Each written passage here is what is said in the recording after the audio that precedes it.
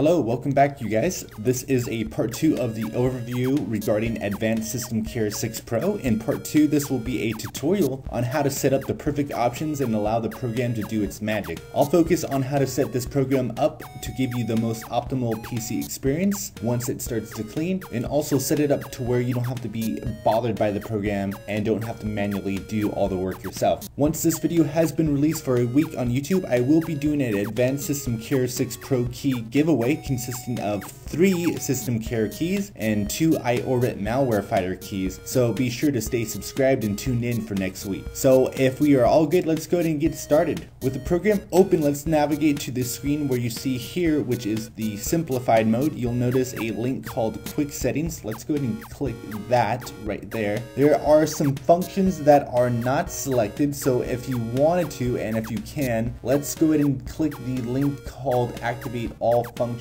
which is right here. Clicking that will activate all functions, and once you have pressed applied and clicking on to all settings, we can go to the next step. Under general settings, ensure that all checks are in the general category, which is this one, and this one, and all these should all be checked. And under care on the subcategory under malware removal, click that and click up to the files larger than 25 megabits, click that, and also click the high priority for the scan by clicking all the way to the far right, and also be sure that the enable full detection is checkmarked too. Clicking to the registry fix, be sure that all is checked over here, which is from the bottom to the top, and also be sure that the deep clean option is checked marked as well. Now under privacy sweep, depending on the security level that you want, check all of them that you can have by pressing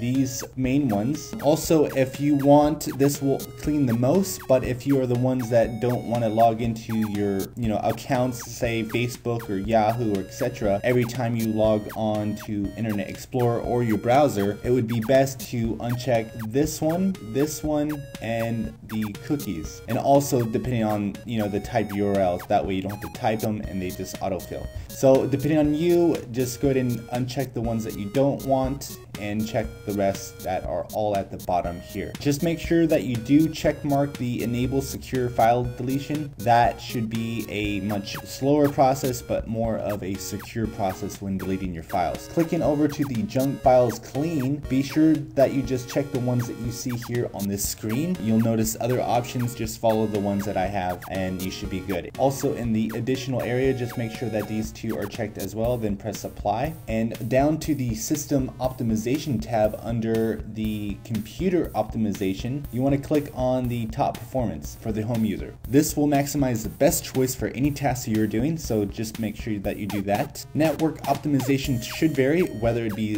wireless, LAN, FiOS, they all vary, so make sure that you know which one you'd be picking. You have plenty of options. You can choose basic if you are connected wirelessly, and if you are wireless, just click wireless. Down to the disk defragment, we are skipping down from the vulnerability fix. Let's just make sure that everything is checked, and also down to 3%, and make sure that you check mark the enable optimization defragmentation. Under the automatic service category where auto care is, be sure that the option care for your computer when the system is idle is checked too. That way you don't have to have it at a scheduled time. Now under auto clean, you just want to make sure that all these settings pertain to the ones from privacy sweep, so you can check this right here and then press apply. And then under auto update, that should be updated automatically by checking that. Under surfing protection, you want to go ahead and make sure that you have that checked as well. And also as active optimization goes, make sure that you have that checked as well. Down to the notifications, which is the last part. If you want